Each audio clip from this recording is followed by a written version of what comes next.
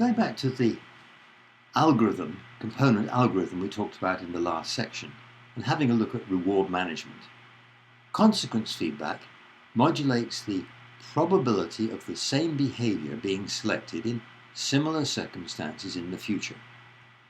So rewards must change recommendation weights of the recently detected receptive fields into the recently accepted behavior component. But note that consequence feedback tells you nothing about behaviors that weren't accepted, and nothing about receptive fields that weren't detected. Recommendation weights will be increased or decreased depending on whether the consequences were good or bad. Weight changes are behaviors that must be recommended and accepted just like any other behavior. Now, let's think a bit more about some of the problems with reward management. And to focus things a bit, let's think about a specific cognitive situation, a musician playing in a concert. A number of behaviors on different levels are involved. There's the behavior of selecting the venue for the concert and the date and the time. You could perhaps label that the selection of a strategic behavior. Then there are the behaviors of selecting the pieces that are going to be played, tactical level behaviors. At a more detailed level, there are the major body movements selected in the course of the performance.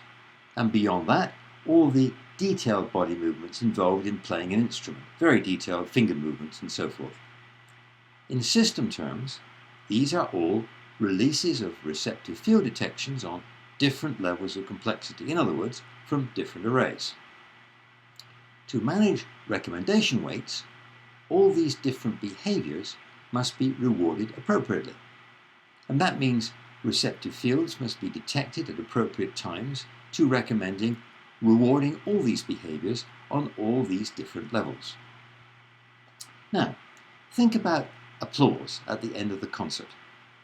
The receptive fields detected within the presence of such applause are certainly appropriate for recommending the reward of behaviors that selected the time and place of the concert. But they aren't necessarily appropriate for rewarding every individual finger movement made during the concert. There might have been occasional errors or less than perfect notes. The information available for rewarding finger movements is contained in receptive fields that are detected within sensory information derived from both the finger movements and the sounds of the music, generated at each point in time. But the question is, how can the right recommendation weights in favor of rewards for finger movements be assigned to those receptive fields?